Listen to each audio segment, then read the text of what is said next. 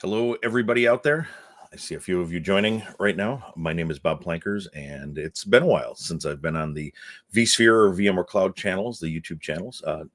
Yeah, let's get back to it here. Today we'll be talking about.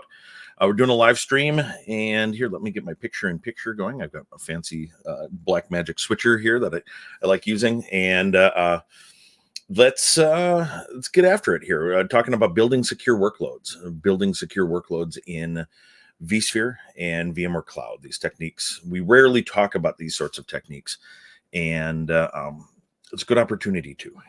The guidance like this is generally leave it up to as an exercise for the reader, that sort of thing. But what my plan is, well, first, this is all because of Cybersecurity Awareness Month. Cybersecurity Awareness Month is something that the U.S. government does. The CISA, the Cybersecurity and Infrastructure Security Agency, they do a very nice job of coordinating this, and we thank them for it. It's a good excuse to talk about a number of things. We'll be talking about some more of this throughout the month here, basically every week in October. October is one of those months that has 5 weeks in it, so I'll be doing 5 of them. Next week, we'll be talking about vSphere 8. What's new in vSphere 8, and subsequently also what's new for security in VMware Cloud on AWS 1.20, 1.20, which is also based on vSphere 8. But after that, we've got some more interesting ones, bad security ideas and the people that love them. Compliance, we'll talk a little bit about compliance. The compliance isn't security. Other lies we tell ourselves. That's not a lie. It's debatable though, and we'll talk about it. Come join us on the 26th. Then on Halloween here in the U.S., we'll do some spooky infrastructure hardening, and we'll walk through something like the security configuration guide. So moving along here, my plan today, before we get into anything, I always put a disclaimer up here. It's a good opportunity to say that security is always a trade-off, right? And it's always, context really matters with security. Just because something's on the internet, just because some guy named Bob is saying, that you should do something with security, doesn't necessarily make it a good idea for your organization. So use your head, and also prioritize. Priorities are really important.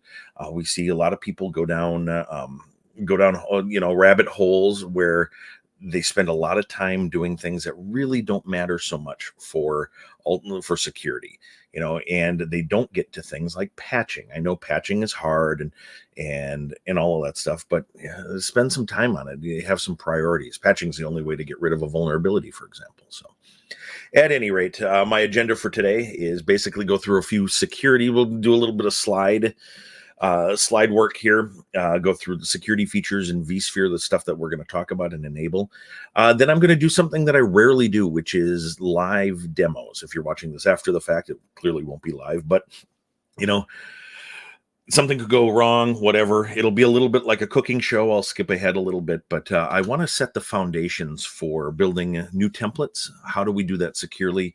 And I'm going to do Windows Server 2012. I'm going to 2012, a decade later, Windows Server 2022, 10 years later, and Rocky Linux 9 as well. That's an enterprise Linux clone.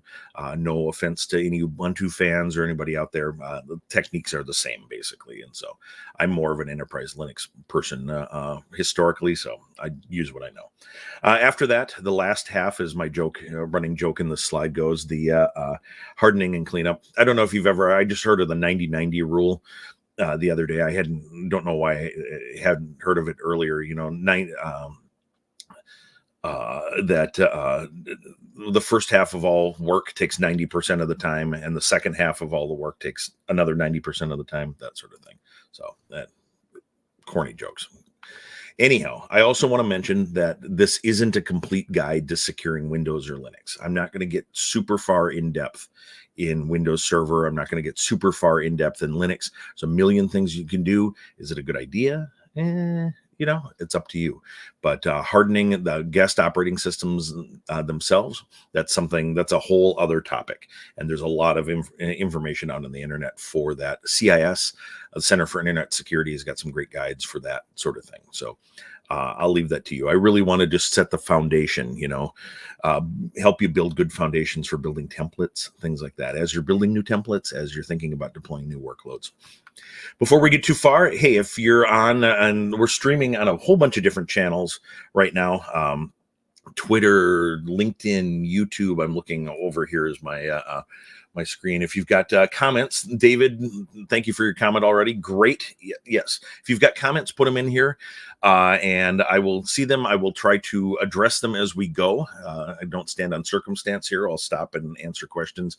But if we, and we'll just go until we're done with questions, figuring maybe about an hour or so tops. But at any rate, if you're coming in via YouTube or you're not or whatever, you might want to subscribe to the YouTube, the vSphere YouTube channel and the VMware Cloud YouTube channel. We'll be doing more of these moving forward, and you'll get notifications that things are scheduled and that. So, not to be the YouTube streamer guy, but yay, a little bit of self-promotion. At any rate, other self-promotion, cloud infrastructure security configuration guides. There will be a new one released simultaneously with vSphere 8 coming up soon. There will also be an update for the vSphere 7 one. I've gone through all of the Power CLI examples in there and brought them forward from vSphere 5.5 and that. People have submitted them, emailed me new snippets, all that. It's all going in there. It's going to be great.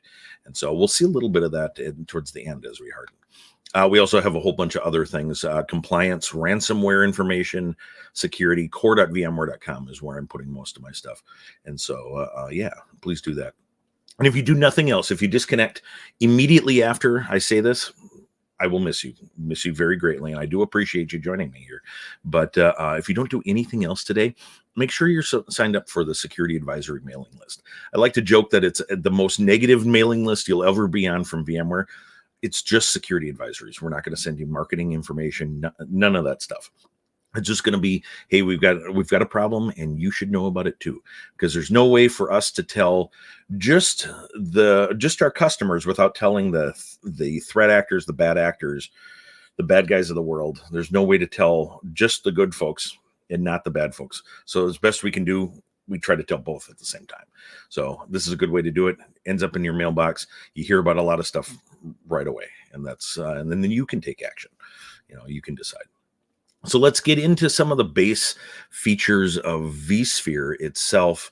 I don't want to spend a ton of time on this because I actually want to get into the live demos. That scares the living daylights out of me. But we're going to do it. We're going to make sure we're going to see if my lab cooperates and all that. So all good. Secure Boot. Secure Boot has been with us for 11 and a half years now, I believe. It's been kind of the highlight of some of the Mandiant news that from last week and the week before about unsigned VIBs and things like that. All of that stuff at the ESXi level is really mitigated by Secure Boot. Secure Boot is also an option in workloads as well. When you're configuring a VM, I'll show you the checkbox. It's just a checkbox. But at the ESXi level, we've got, this is basically how ESXi works. And so you need UEFI BIOS. That's important. That's in your hardware system settings as well. And ESXi and other operating systems require, what it's doing is it's using cryptographic signatures to determine whether something is allowed to boot, if it's valid software, if it's authentic software, came from the source that it says, that sort of thing. So VMware, we sign all of our VIBs and all of our ESXi components, at least beginning vSphere 6.5 or so. And so every time you reboot ESXi, it'll check that. Same with guest operating systems. Every time you reboot Windows, every time you reboot Linux, it'll check those signatures to make sure your guest operating system is authentic and configured correctly. That does mean that it does only work at boot time, though. It does mean that you do need to reboot once in a while, which is a great advertisement for patching again. I know, Bob, it's hard to patch. And patching is a thankless job. I get it. Understand completely. I did it for 23 years. Well, I continue to do. Done it for 27 years now, and I get it completely. But it's the only way to get rid of vulnerabilities and to trigger the Secure Boot stuff.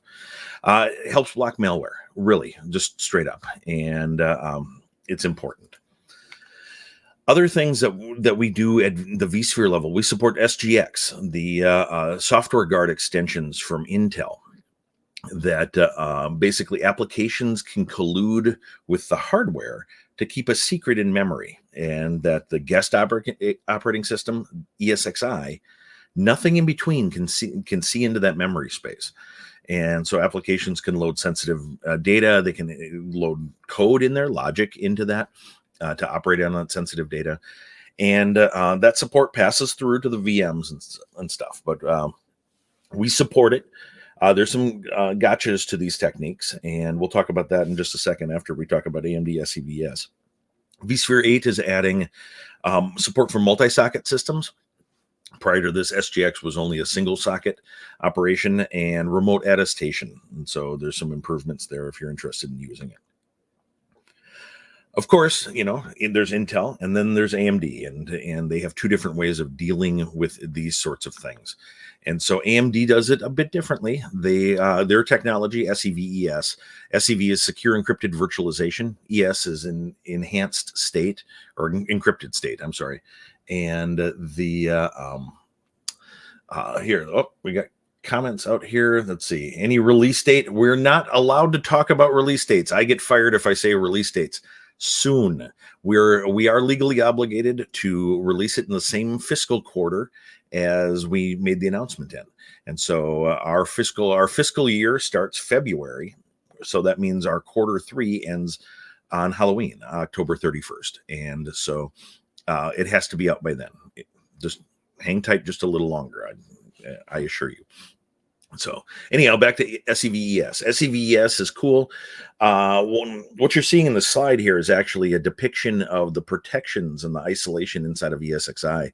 You've got the guest operating system, and guest operating systems themselves have protections, unless you're Windows 3.1 or NetWare or something like that.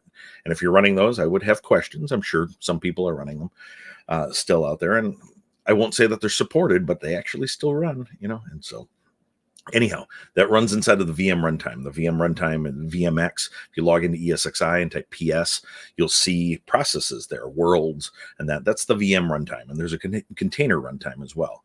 And so that has some isolation built into it.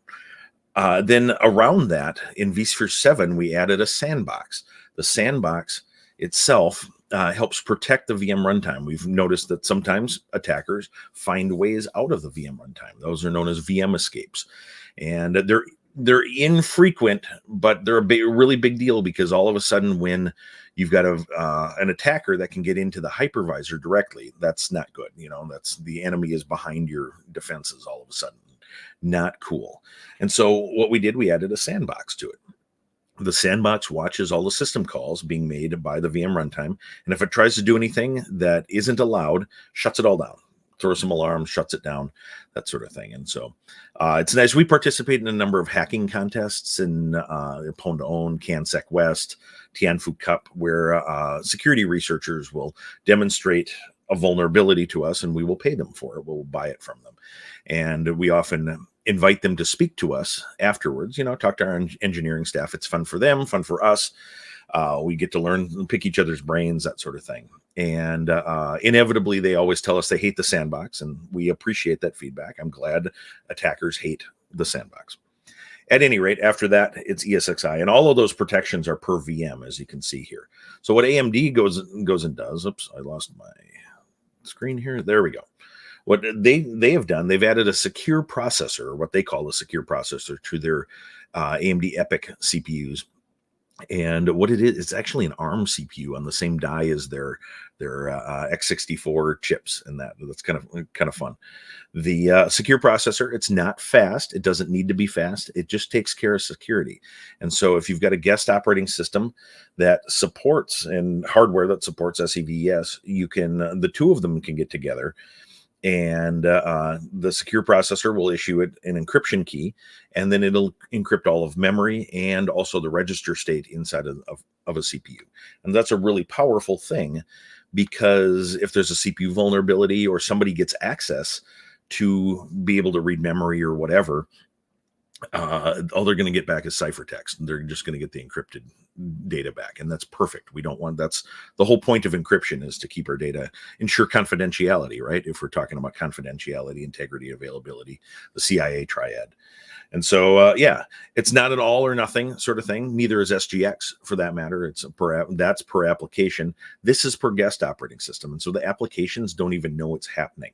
And that's actually really cool. It makes it really flexible, and it's easy to use. The Tanzu stuff, the VMware's Kubernetes implementation that's built into vSphere itself. It's really easy to do confidential containers with the AMD SEVES stuff. You just put it in your YAML file and then it just deploys that way. And it's dead simple. Love it. I mentioned some pros and cons. Obviously, you need hardware that supports either SGX or the SEVES stuff. You need guest operating system support. That's really important. There's a lot of guest OSs that have supported SEV, but not all of them support the ES part. And we felt the ES part, the encrypted state in registers, CPU registers, was important. You do lose something out of this whole thing.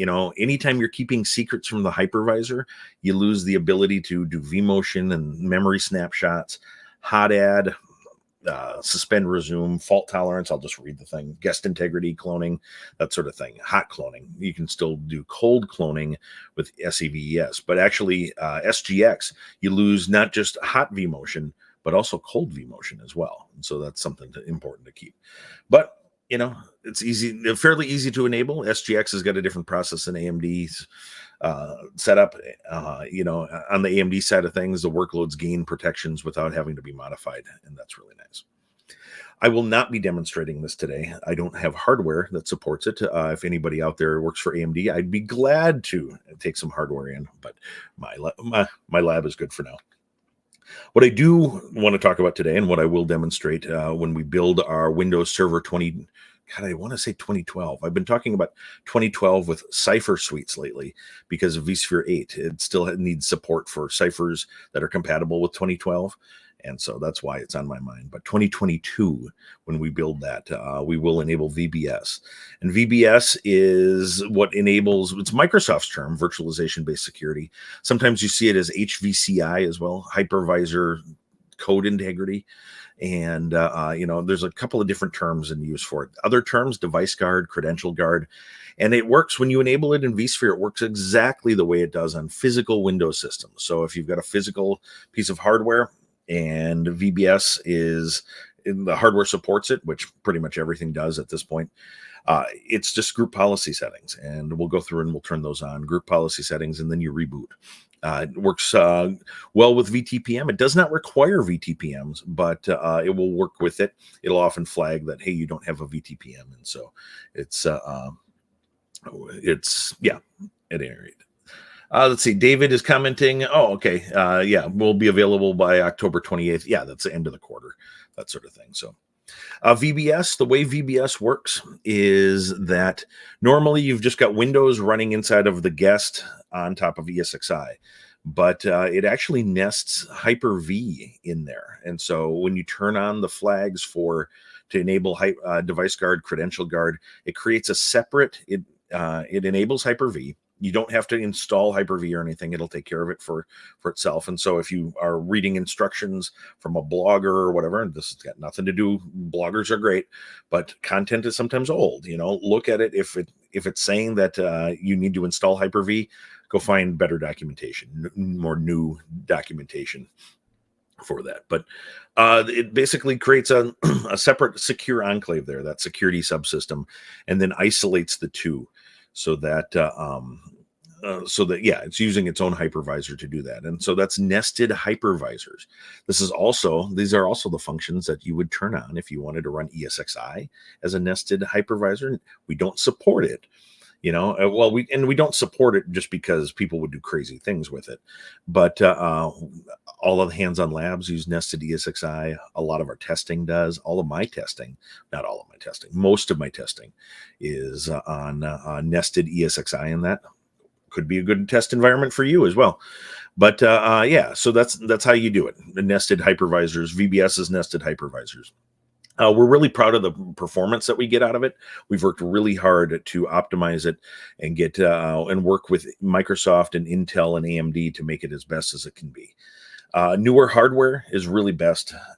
That goes without saying in most cases, but the new features that have been added by the CPU manufacturers really help it a lot. And so if you've got newer hardware, things that are newer than Skylake EP, Zen 2, try to run workloads that need VBS on those platforms. There's some security vulnerabilities, some CPU vulnerabilities, and CPU vulnerabilities are not a problem in vSphere or VMware Cloud. It's a hardware problem, right? And remember, you can't buy a CPU nowadays without having CPU vulnerabilities in it. Hardware is just you can't just update hardware as readily as you can software. And so you get it. There's one in particular, the MCE PSC, machine check exception on page size change vulnerability. And luckily it's not a breach, it's not a data loss, not a data breach. It's a loss of availability. Basically, the machine will crash, purple screen of death on ESXi if somebody tries to exploit it. Attackers generally don't want to be noticed, so they're probably not going to be using it, and it really hurts performance for nested hypervisors and things. So if you're going to turn it on, if you're an organization that has to turn all your security to 11, and I remind everyone that security is a trade-off. Turning it to 11 might not be the greatest idea. This might be something to think about if you're using VBS. Last thing on my list here is VTPMs. VTPMs and TPMs in general really came to the forefront when Microsoft released Windows 11 because they required, and they still do require TPMs. We support that. Virtual trusted platform modules are available as a virtual hardware component. We'll see that in a minute or two here when we're doing installs. But TPMs really do three things for us. At the hardware level, at the VM level, they provide a secure place to store secrets, passwords, certificates, and keys, and things like that, such that we can seal secrets into them and make it really hard to get those secrets back out. They also generate entropy, random numbers, and they're pretty slow. TPMs generally are pretty slow. So those random numbers, that entropy goes to seeding pseudo-random number generators that are in ESXi that are really fast, And actually nowadays, all modern CPUs have got RDRAND and RDSeed functionality in them to actually generate their own random numbers too. So that helps. They also can store data about the trustworthiness of the system. So Secure Boot can write into them and things so that vSphere, vCenter server can come along afterwards and check to make sure that the boot process was worked correctly and that everything is authentic. That's known as host attestation. VMs do the same thing. Guest operating systems do the same thing. They will go back and check that sort of thing.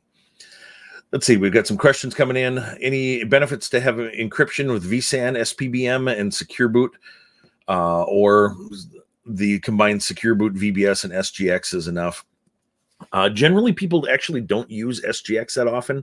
SGX is, because of the vMotion limitations, is really kind of impinges on people's operational needs and things. And so vSAN SPM, so when you're doing encryption and TPMs, and I'll get to this in just a second, but this is a good segue, is that TPMs, virtual TPMs. So this is here, let me advance 1 second. This is a hardware TPM. You cram one of these in your ESXi host, and ESXi can do all of what we were just talking about, store secrets and that, but it belongs to ESXi. We don't pass the TPM through. Other virtualization platforms do. Oracle VirtualBox, for example, passes the TPM functionality through. So a VM in there that's storing things, secrets in their virtual TPM is really storing it back on the host there. VMware doesn't do that. The two are completely separate. ESXi, the hardware TPM is for ESXi. And you don't need a hardware TPM in order to do a VTPM itself. VTPM is built on encryption, VM encryption. And so you need to configure a key provider. So VM encryption, we use VM encryption to protect the secrets in the VTPM. and we use VM encryption. You can also use VM encryption to encrypt the whole VM, and that's actually where you're getting to here. Is that where we can use if we've got a choice. Do we want to encrypt at the vSAN layer, encrypt the whole VMs at the vSAN layer, or do we want to encrypt VMs individually on the storage? And so if you're using vSAN, one of the nice things, so when you use VM encryption, it makes the disk objects look like big blobs of random data, and they're really hard to compress. They don't compress effectively, and deduplicate. They don't deduplicate. And so that's sort of a gotcha with VM encryption, is that you lose your deduplication. That's got some pretty dire implications in some environments. vSAN does its encryption in a way that preserves the ability to deduplicate and compress, and so that's a big advantage, frankly, and so that's pretty cool. So that might be one reason why you would choose to do encryption at the vSAN layer, but just use VM encryption just for the TPMs and things like that, and you don't have to encrypt the whole VM. VM encryption is very granular, and so you can just do the TPM files. The NVRAM file is where in the home directory, the VM's home directory, is where the TPM data is stored. So it's really easy to enable. In fact, here, why don't I just skip forward? VMware. And to finish your question, actually, so that's the conversation about VM encryption versus vSAN encryption. Secure boot, VBS. Sort of no-brainers. Secure boot is absolutely a no-brainer. The turn it on and just go with it. VBS, if you're using Windows, VBS might be a good choice. More and more compliance frameworks are requiring it, so it might not even be optional for you. But this is me adding a VTPM to VMware Cloud, VM on VMware Cloud on AWS. You basically just right-click the darn thing and you edit the details. Here, we'll wait for the loop to start again, and I'll right-click, edit settings. It's just, if you've got a key provider configured, this will show up. Trusted platform module. There it is. SGX is not available on that host either. And then what it'll do is it'll flip it to encrypted state for the VMs. That just means that the configuration files are encrypted. If you wanted to go all the way with that encryption, VMware Cloud on AWS uses vSAN encryption already, so you don't have to do anything more. If you want to do more on premises, you can do that independently. Change the storage policy. Let's see. Other questions. Hey, Keith, lockdown mode can assist in our non-VMS. Well, we're talking about workloads today. Lockdown mode for ESXi is, now there's lockdown modes for iPhones as well. We're glad that Apple is learning the value of lockdown mode. But lockdown mode is really an ESXi thing that allows, helps enforce policies at the ESXi level, keep services in a pre-configured state, have services off, that sort of thing. That's part of our hardening guidance for ESXi. But lockdown mode doesn't really impact workloads that much. Talking about TPMs here, one of the things about TPMs, when you clone a workload on ESXi, or on vSphere, or VMware Cloud, I'm just going to use them all interchangeably. You always get an exact copy of the VM, right? That's what we always expect. From ESX, I got into this at ESX 152 or something. When I picked clone a VM there, I got an exact copy of that VM. And vSphere 7 does that as well. But TPMs, that's kind of a gnarly problem, because do you really want a copy of all of the secrets that are in there? Sometimes the answer might be yes. If you're using a clone instead of maybe a snapshot, we used to do that in my environments. An application admin wanted to take a snapshot of VMs just in case, but they were going to do a lot of work on them. They were going to do an upgrade, touch all the storage on there, and those snapshots would just grow out of control. So instead, I just took a clone of them, right? Well, in that case, I'd want an exact copy of them because I want the secrets. But if I'm doing a new deployment, I want to replace it. I want to clear that TPM, right? I don't want to share the secrets. And so vSphere 8 actually gives you the option now as part of the workflow. Hey, this VM has got a TPM on it. What do you want to do with it? And so that's pretty nice. The APIs, if you don't specify it, if you're doing it via API, it'll You can set what the default is. By default, it'll just do what it's been doing for the last 22 years at in vSphere, which is to copy things. So TPMs, we've covered a lot of this stuff. Cloning workflows, encrypts VM home files, but not VMDKs. You can go on to do that. It's licensed everywhere, by the way, VTPM and native key provider. Native key provider would be the key provider that we're going to use here. There's the standard old school key providers, the standard key provider. It's the KMS connection. You can still do that. There's pros and cons to it. We can discuss that at another time. But the as long as you've got a key provider enabled, you'll be able to do this. You can't export encrypted VMs right now to OVF, OVA files. So that might be a consideration if you're doing a lot of that sort of thing. That's on our roadmap. But if you're interested in it, please mention it to your sales team, and they can make sure that your needs get in as a feature request. Cross vCenter vMotion is possible, and actually native key provider helps with this. It is possible if the key provider is in both places. So native key provider, you'd export the key provider configuration and import it in the target location. Or if you've got a standard key provider, you make sure that it can talk there. Or if you don't have that, you can actually use native key provider as the bridge, re-encrypt the VM with the native key provider, copy it over, and then rekey it into the other provider. Extra couple of steps, but it's easy to do, to be honest with you. EFI firmware to be able to do this, and TPMs are not hot pluggable, even in the real world, the physical world. In fact, on Dell servers, they're up underneath all of the storage and all that stuff. You have to disassemble hardware in order to get to install them. So I do definitely urge you, if you're buying new hardware, to get TPMs on them. Make sure that TPM 2.0 is there. But from a VM perspective, remember that the hardware and VMs don't have anything to do with each other. You don't need a hardware TPM in order to enable the virtual one for a VM. But the VM has to be powered off in order to add the VTPM to it. Native key provider, I mentioned native key provider, and this is my last slide, and then we'll get into the gory details of actually building some VMs. We'll build some templates.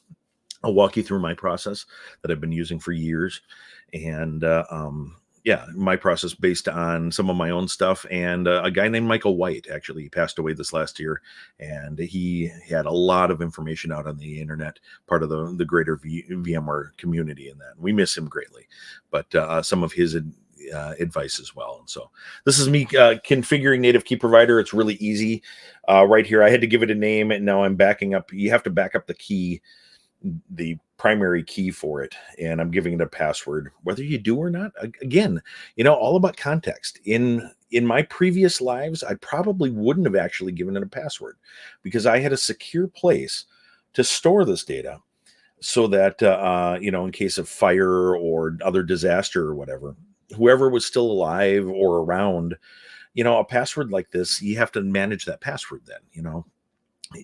How does whoever's recovering the environment, would that be an impediment to their recovering the environment, or would it improve security? I don't know. So like I said, security is a trade-off. Just because something looks like a good idea, in practice might actually not be. So at any rate, it's easy to configure. I do urge you to give it a good name, because you don't want name collisions. If you have to export it somewhere and import it somewhere else, you don't want to have two things with the same name. Well, you can't, and so that would become a problem. But really easy to use. So that is that. Let us stop this and let's fire up. Let's see, any way to back up the TPM key in case of failure. Things that, so the TPMs backup solutions do backup TPMs, like Veeam, for example. I'm familiar with Veeam, VCDR, things like that do back up the TPMs. What's other than that, whatever you're backing up, the backup processes for the virtual TPM works exactly like a physical TPM. So whatever a backup process might be for the host, if you've got file-based backups and things like that, or not for the host, but for the Windows operating system or whatever, Might keep that export BitLocker keys and things like that. Some configurations store that in Active Directory. I don't know if that's a good idea either, but it works exactly the same way as a physical TPM. All right, here, what was I doing? I was going to get my environment here. Here, let's zoom in a little bit. And so I mentioned earlier that this is going to be like a cooking show. I skipped ahead a little bit here, but we'll configure 2 new virtual machines. Create a new virtual machine. This is vSphere 7.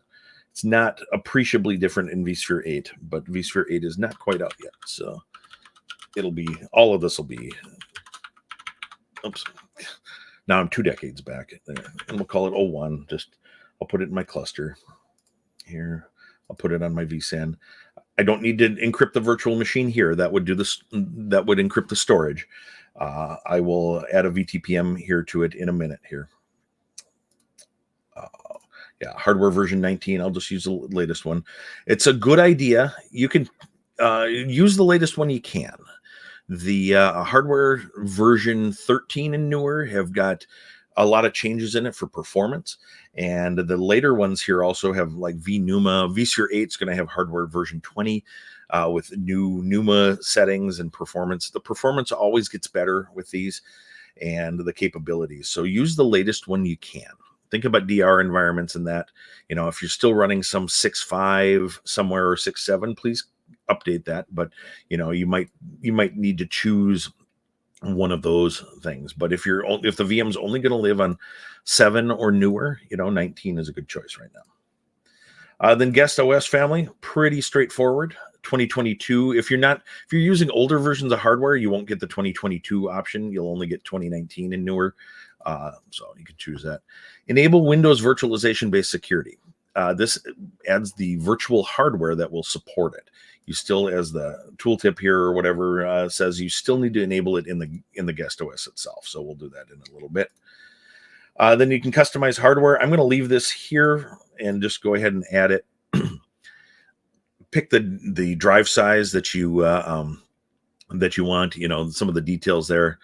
I need to put this on the right network. So I'll go back in here and edit the settings. So I always make my templates 2 CPUs and 4 gigs of RAM, 90 gigs of disk, but it's thin provisioned. We'll need to fix this LSI Logic SAS. We'll want to convert that to the PV SCSI stuff. Let me put it on the correct network I'll put it on my templates VLAN. We need a DVD drive to install the guest operating system, but later on here, we will remove that. We don't actually need the USB controller here. All these operating systems can still get their keyboards via the ancient PS2 controllers. And so, as just part of reducing attack surface, unless you've got a specific need for it, we can get rid of that, and I just rather get rid of it to start with here and not even have it. Then we can also add the trusted platform module. Hey, look at that. It looks just the same as what the demo that I did. Okay, it's completed. And so what we can do, power it on, launch remote console, maybe, there we go. Oh, I see what's going on. Removable devices. This is the part that gets boring, of course, but, and this is the part, and then we'll restart it here.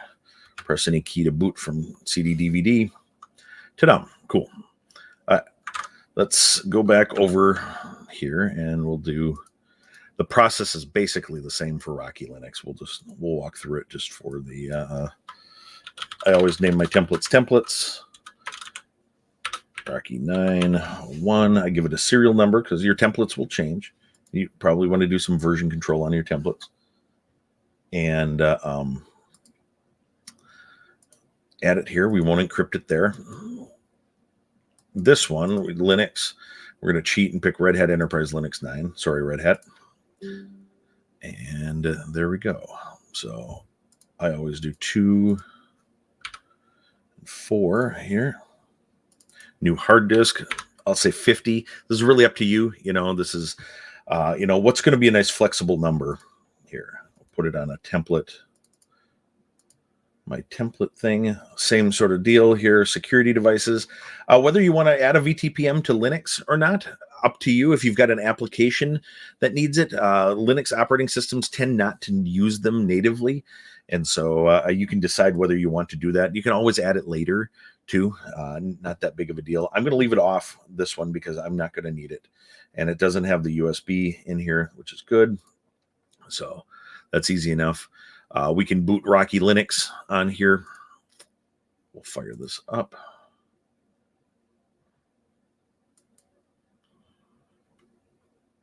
Maybe. Here we go. The ever thrilling adding a removable device. You can use I've got a whole archive of stuff here. Oops. Yes, I could install Microsoft Bob if we wanted to. I do have a copy of it. We won't be doing that today. Let's see. So I do want to show you something because I said that I wanted to build foundations here. And so Windows Server 20, I'm still doing it, 2022.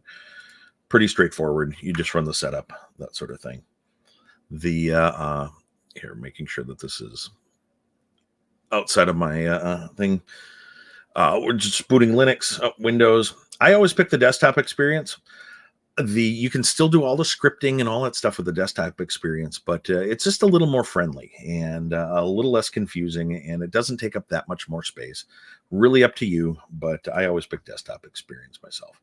You know, I spent many years as a Unix admin, so I feel I've earned the right to choose a desktop once in a while. Speaking of which, here we'll pick English. I speak English. You may not. If that's the case, I appreciate you joining us here. Yeah, just as a repeated reminder here, if you're joining us, however you've joined us here, please subscribe to the channel, our YouTube channels, and that are really important. And, you know, lots of new content, especially for Cybersecurity Awareness Month here. We've got streams I'm doing a stream every week. There will be another stream next Wednesday on vSphere 8 and VMware Cloud on AWS. 1.20 new things in the vSphere 8 implementations there. But what I really wanted to show you here, some decisions when you're installing the stuff. You know, root passwords. What, you know, the root account is locked. Well, you know, that makes things kind of hard to manage, right? You know, it's a trade-off. So I use, you know, I'm going to allow root SSH login because it's easier to deploy, and then I'll shut it off later. I actually use Ansible, Puppet, Chef, Salt, those types of tools in order to go and to manage deployed VMs. And well, I use Puppet. I've been using Puppet for a long time, and it goes ahead and shuts root SSH off later. But for configurations for deployments, and I like this. I like doing it this way. Yeah, but up to you. Completely up to you. What I do want to show you here, and from a compliance and security perspective, you look at the CIS benchmark, you look at DISA STIGs for Linux and that. What they want is they want a whole bunch of individual file systems, and it's really easy to do if you build them when you're installing. And so I'm going to go ahead and I pick custom layouts there, and then I'm going to use LVM, Logical Volume Management, on Linux. LVM is really nice. It's a volume manager, very much like Windows. The flexibility that you get with the drive, the file systems and mount points and things. And so I'm going to let it create some automatically create some mount points. It's got a volume group named RL. Okay.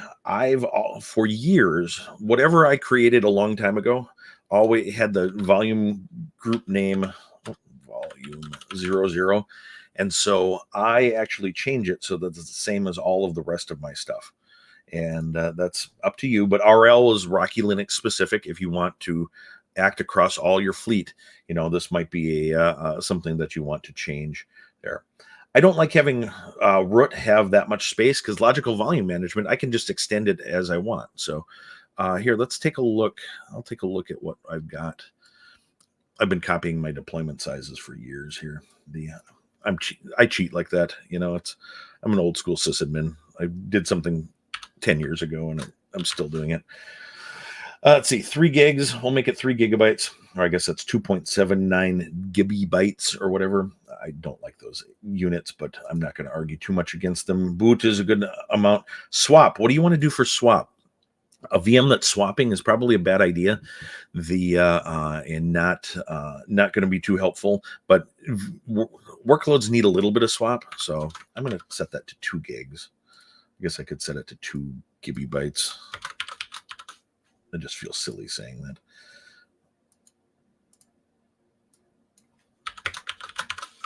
All right. So what we can do from here, let's add some more mount points. If you look at we need one for home, and I tend to make this pretty small unless we really need it for something. You can always expand it. var. So when you look at the CIS benchmarks, when you look at disastigs for Linux and that, it'll want separate file systems. A separate file system for var. I tend to make this one 2 gigs. Oops. Yeah, I don't know. I don't think capitalization will matter there. Then var log. It's going to want a separate one for var log, and so we'll make that. I'll make that 1 gig. And then the real kicker here is var log audit, because this one's really hard to do after the fact. Once the audit system is running, it's writing things into that directory, and either you end up mounting over the top of it, so you've got lost space, or you got to shut everything down and go into single user mode and all that sort of stuff. If you can avoid doing that, that is good. So I make this one 512 gig, or not gigs, megabytes. So, and then I will also usually do an opt as well. An opt, and I make opt, let's see, what do I make opt? 1 gig. So that is boring, but it's really important. Most of the stuff is not sexy at all, but it lays the foundation for not having to deal with it later, you know, and so it's really nice. So done. We can go, yep, summary of changes. We'll accept the changes, and away we go. So we can begin installation. And to be completely honest with you, both of these, I've got other ones here. Here we go.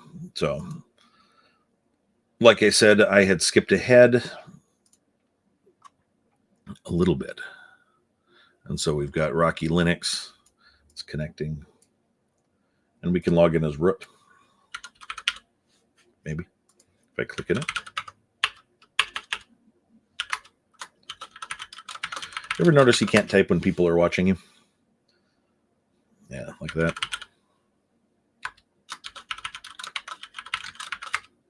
There we go. And then let me find my... There we go. Maybe I need to read. All right. So I've got ones that are set up. The Windows one, you know, we'll just give it a password. How you manage your passwords is up to you. Multi-factor authentication is great, where you can use it. And so Control-Alt-Insert. And then our first order of business here will be VMware Tools. I'm losing. There we go. So let's install VMware Tools. For Linux, so the VMware Tools are important. It's important to run the VMware Tools on things. They help communicate between this.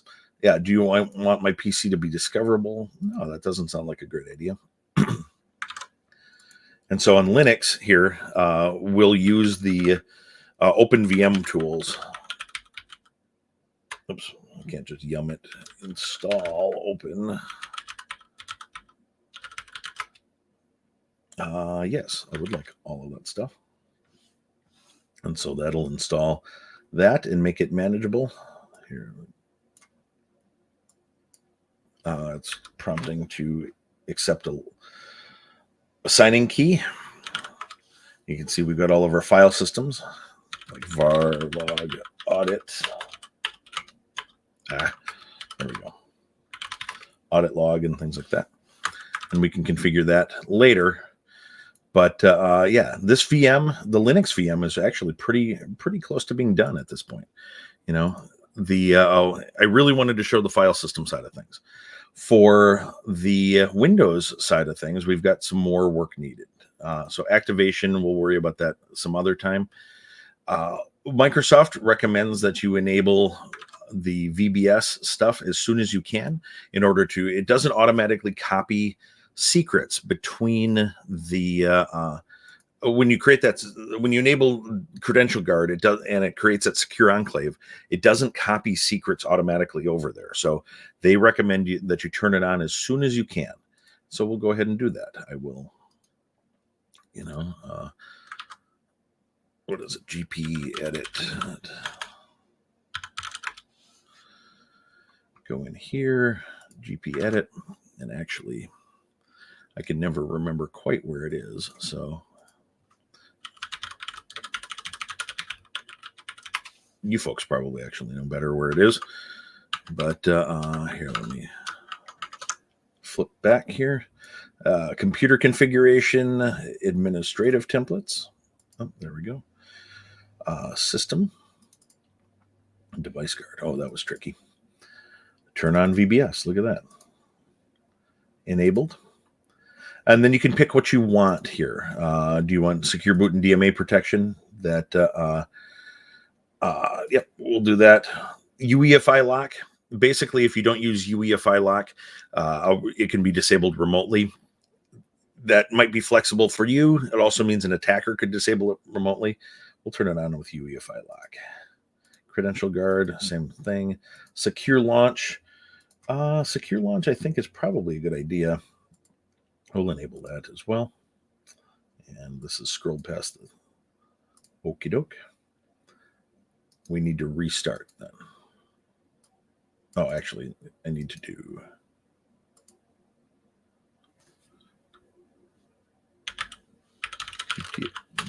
GP update / force.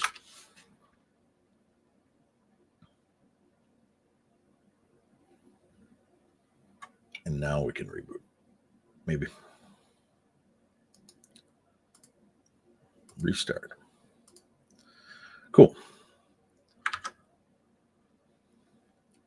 Oh, I should have installed the VM tools as well. Oh, whatever.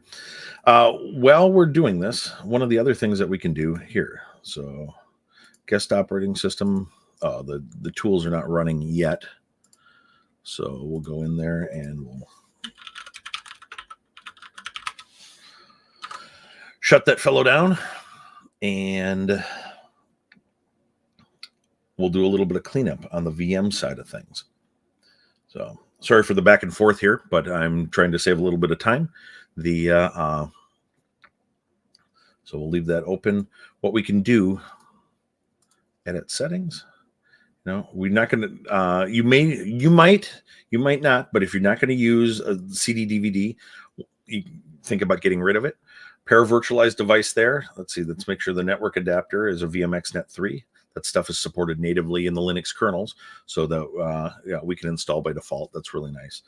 And so, yep, SATA controllers. We probably don't need the SATA controller here because we don't need a CD DVD drive anymore. These are fine. They can just stay. Oops. And the inevitable, something's editing it. Yes. There's a lock being held by it.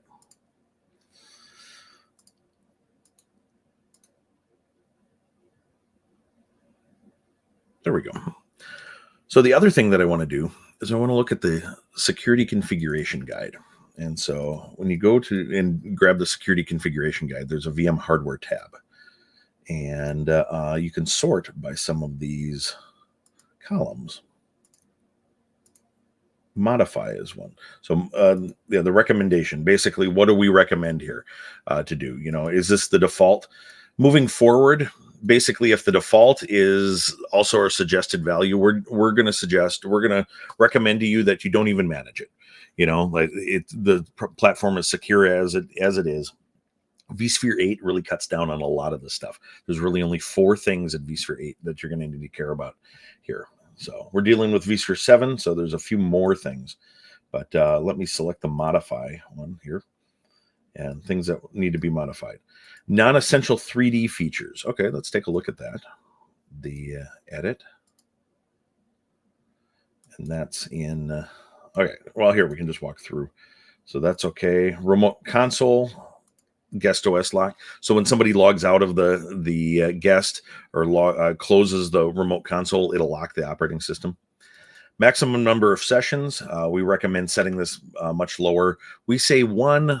It could be a denial of service if somebody sits and camps on it. It's really up to you. But yeah, that's encrypted vMotion. Opportunistic. The defaults are opportunistic, and this is on our list of things to improve moving forward. Opportunistic means that if the CPU supports the type of encryption that vMotion uses and fault tolerance, the one underneath it, then it will be encrypted. All CPUs, all supported CPUs use this. Basically, if you're using a CPU that's been manufactured in the last 15 years, you're good to go here. And so, but opportunistic is all right, but required means that we enforce it. We'll set it to that.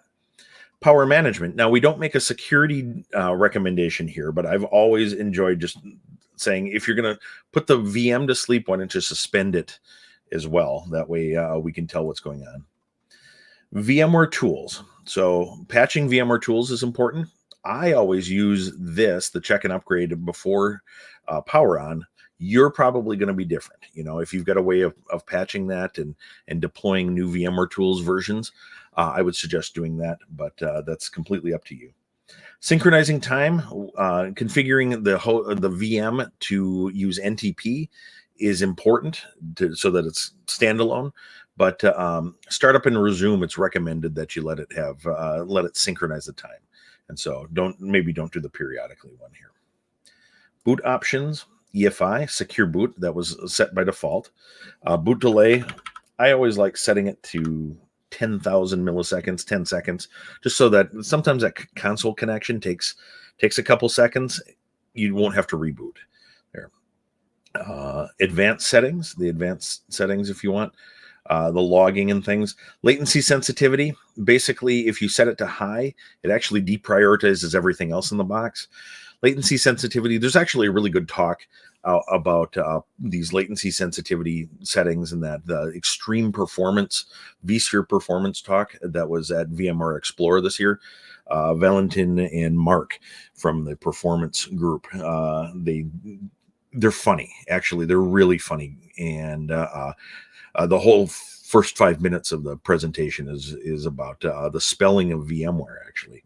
But regardless, they've got a lot of really great information about that latency sensitivity.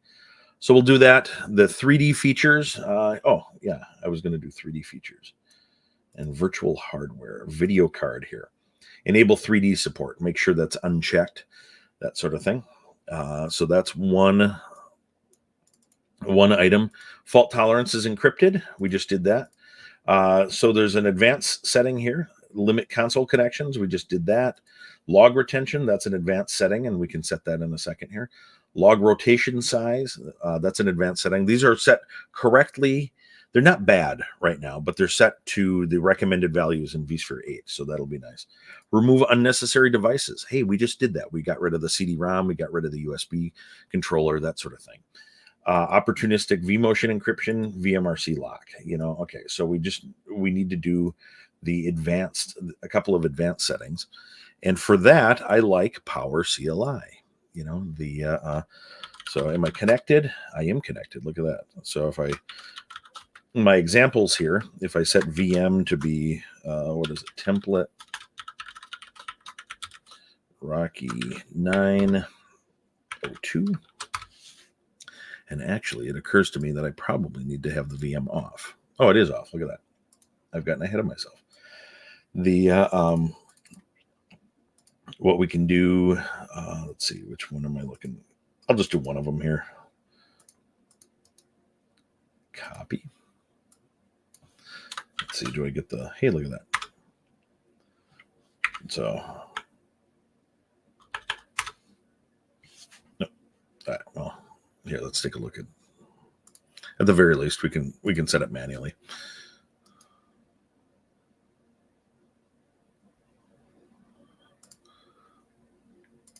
So that's an advanced here. Edit configurations. Yeah, there it goes. So, oh no, I don't know. Good demo. So something's wrong with my example. Regardless, we can set it here. That's how you would do it. See, this is exactly why live demos freak me out. I'm not going to debug my power CLI connection here, but what we can do, you can do log dot keep old. Wow, something's really pokey here. That sort of thing. There. There's a number of those things, and we can set them. Yeah, I'm not connected to the vCenter. Actually, I am connected. I cleared my screen. So thank you, David. Yep, I guess we're at an hour here. Let me wrap up the Windows side of things then. So yeah, we'll take a look at this Windows template. There's a few things I want to do yet in this Windows template. Won't take too long. I want to install the VMware tools. You can do that from, let's see, guest operating system here, install VMware tools. It mounts it as a CD image, so you don't want to remove the CD quite yet when you're building a new template. And we've got VBS on. VBS and device guard is running. I'm on pretty old hardware here, and it's still performing pretty well, so that's actually pretty good. We'll close that.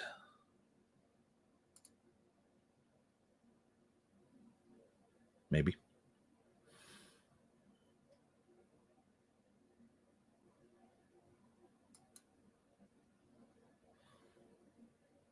Ah, there we go.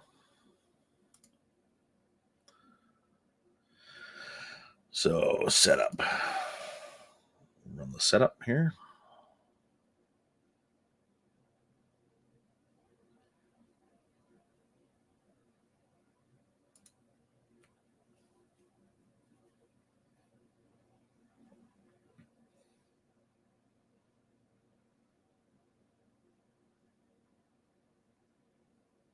This will also install the drivers for the para-virtualized devices.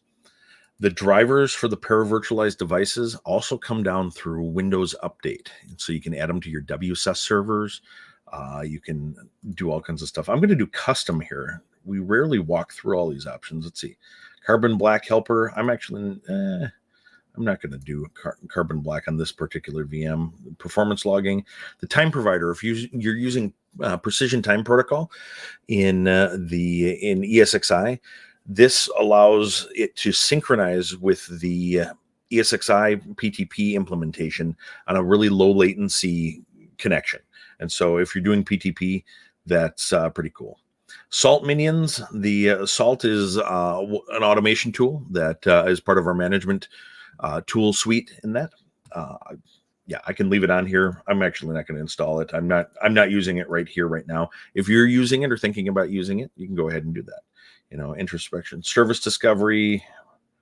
No, we won't do that. SVGA. Yeah, we want all this stuff. That sounds like a good plan. Yeah. You know, it's just about, it's not that some of those products are great, you know, install what you need. That the less stuff you install. And by the way, the Rocky Linux installation that I was doing, I did a minimal install. I did not install everything. I just did a minimal install. And that saves disk space is one. And two, it's way less to patch. And three, you can then install things as you need them. The dependency management with Linux package management is really good. And so, or mostly, yeah, there's some oddities once in a while, but it's pretty good. And so, yeah, just install what you need, because that makes patching a lot easier and attack surface a lot less. You know, you don't want to leave tools hanging around that attackers can use. But at the same time, you know, don't forget about your sysadmins. You know, the idea that you can go too far with security. Security is always a trade-off, right? And sometimes that trade-off is performance, as we're seeing right now on my old hardware with VBS here. You know, it is a little pokier. You know, on newer hardware, my hardware is like old Dell PowerEdge M630s, but with new hardware, you will get better performance and all that stuff. The PV SCSI driver is not included by default in Windows Server 2022. Excellent. Well, I didn't configure it that way, so that'll be good. That means vSphere 8 will probably, the default will probably be better. Anyhow, I was talking about trade-offs with security. Will to live, sysadmin will to live is definitely something you trade off with some security features and flags, especially idle timeouts. When you're setting idle timeouts, compliance, always remember that compliance is a negotiation too. And so it's they're guidelines. They're not hard and fast requirements. Anything that is, and it calls itself compliance, is probably an implementation guide, and it's somebody's opinion. You know, if an idle timeout is driving you nuts, ask your auditor if you can change it. And they probably just want documentation why. You know, documentation why for me at one point was like, you know, when there's just sometimes it takes 10 minutes to get logged into everything, and by the time I'm logged into everything, I'm getting logged out of everything. On the first stuff I logged into is logging me out again. So, all right. Anyhow, what I wanted to do, one of the ways to deal with to convert the SCSI stuff is actually to add a second SCSI adapter. And you can do this with the VMX Net one as well. The VMX Net one, actually, why don't I do that? Add a second. What am I looking for? Oh, there it is. New network adapter. Not E1000. Oh my goodness, E1000, so old. And yep, oh, it's locked for. It's a standard thing. That also gets a lot better in 8 as well. New network, VMX Net, enable. There, good. All right, so back over here. There we go.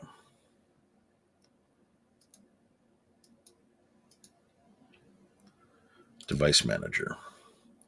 We'll make sure that it auto-detected them and that it's there. So we've got storage controllers, PV SCSI, we've got network adapters, VMX Net. Great. So what I will do, I will shut this down. Now that it's installed the drivers, what I can do is shut them down.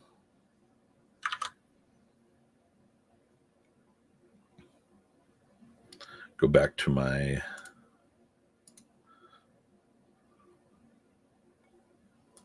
there we go. Edit settings. Remove this. Change this. And then what I also do is I remove both of the network adapters. Yeah, I was afraid that was going to happen.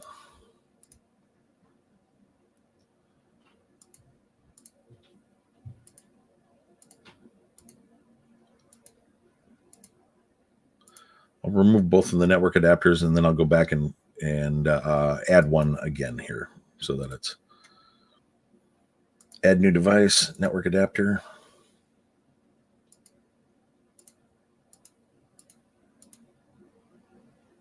Put it back on my templates. VLAN. Let's boot this fellow up. Then there's a couple of things. I think there's really 2 more things that I want to do here, and then we're good to go.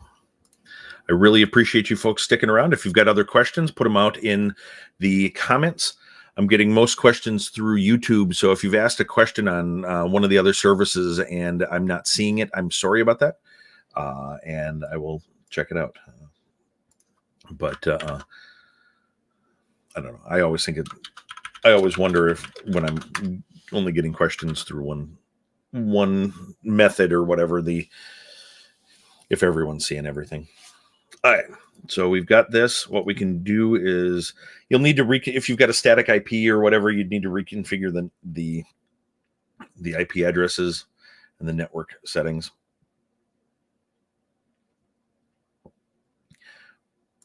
I like going and showing hidden devices. Storage controllers. Hey, look at this. We've got orphan ones. Uninstall device. We don't want to uninstall the driver. That would be bad.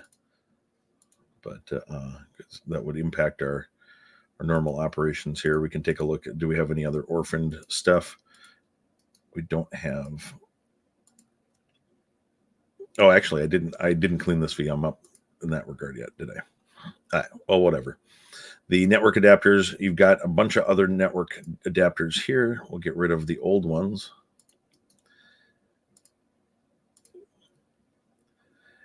And one of those little things, I'm going to uninstall adapter 2 because where's adapter 1, right? You know, and so scan for hardware changes. Hey, look at that. Okay, cool. And so we should be good to go. In the network settings itself, let's see, settings.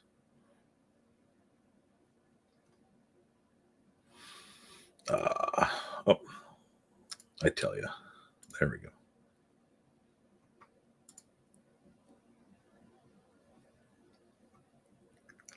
Yep, Ethernet 0, perfect, excellent.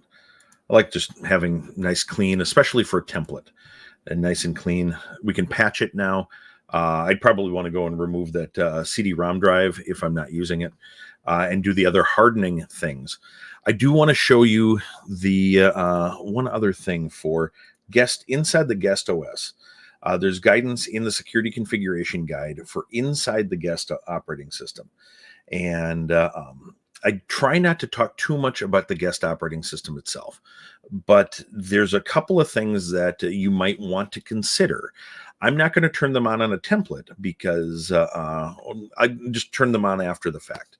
And I won't turn them on in a template because, well, recustomization, preventing recustomization is a big one. For a template, you want to be able to customize it, but something that's,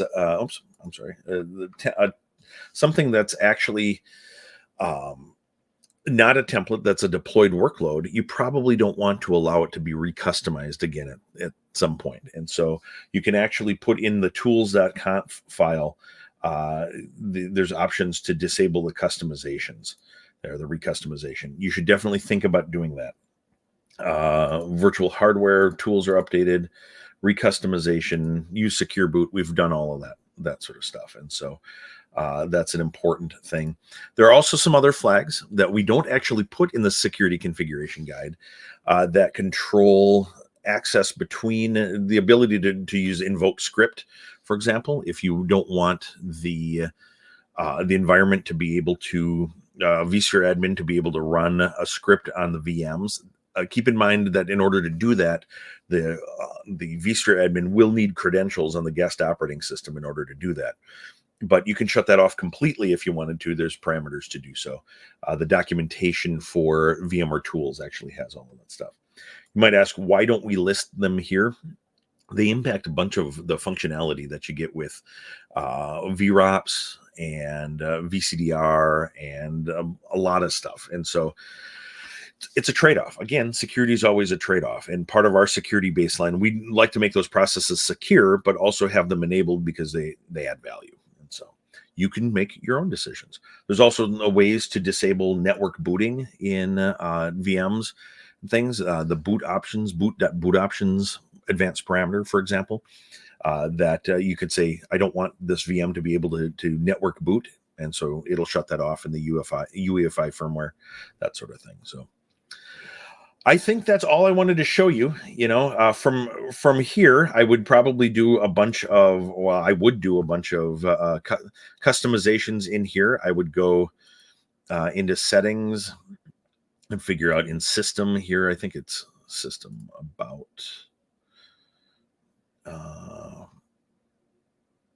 somewhere in here. We've got the where's the advanced. They've moved a bunch of stuff around, dealing with the swap files and stuff like that. And, you know, how much of a swap file do you want? A static swap file? Do you want no swap? You know, again, VMs tend to need a little bit of swap, but you don't want it to be swapping a lot, because that just really tanks your storage performance. So things like that. I would create a utilities folder in general. I put something on drive C here for utilities with scripts and things that I want to be on all of the hosts or on everything that I deployed, but I try to be careful. I don't want to put anything there that I just put what I need in order for this deployed VM to join a domain, join a configuration management tool, that sort of thing. Ideally pushing everything out that way too. But yeah, so that's basically it. Like I said, then just do the hardening. On vSphere 8, we'd pretty much be done. All of the hardening is on by default, and we the things that we needed to check, the console access and that, we can do is just part of the template. So I'll shut this down, shut down, and we can go ahead and deploy if we want. But I'm not going to keep you here for that. If there's any other questions, please put them out there. Other than that, I thank you all for joining us. Let me pull up my slide here. Again, if you've got questions, you can reach out. I'm Plankers on Twitter, or oh, where'd my slide go? That's not my slide. Here we go. And we've got some stuff coming up here for the rest of Cybersecurity Awareness Month. And so we really appreciate you joining us. There we go. Appreciate you joining us. This recording will be available. I'll probably edit it a little bit here, but this recording will be available in probably a couple of hours on our YouTube channels, VMware Cloud YouTube channel and the vSphere YouTube channel as well. And so subscribe to our YouTube channels. You'll get notification when we schedule new streams like this. I hope it was helpful. I know the middle was a little boring. Live demos are kind of like that, but again, really hoping that I helped, that there's something that you picked up in here. Let's see. I assume the recommendations will be the same on vSphere 8. Yes, absolutely. The vSphere 8 recommendations are exactly the same. There will be a new process that will help automatically convert the LSI SCSI adapters to PV SCSI. If you'd like that, you should look that up in the documentation when it comes out. We're trying to get rid of the LSI SCSI adapter driver there. Apparently, we're the only folks that use it, and we actually maintain it for Broadcom. But yeah, no real relationship there. The only differences will be that the security configuration guide, the big differences will be that the security configuration guide for 8 isn't going to recommend setting anything that's already on by default. But that doesn't mean you can't. It just means that if you want to have less work and less things to track, you can go that way. But if you've got Nessus, Rapid7, whatever scanners out there that are checking that stuff, that might be a negotiation too. It might actually just be easier to set it and then have the scanner automatically find the correct settings and then just forget about it too. So, it really depends on what your auditors are looking for and your willingness to do that sort of stuff. But for most of our customers, we think that just leaning into the defaults will be pretty good. But appreciate all the questions. Thank you very much. And yeah. Let me know. Like I said, I'm Plankers on Twitter, which is my personal account, but you can get a hold of me if you want to know more. So thank you very much and take care.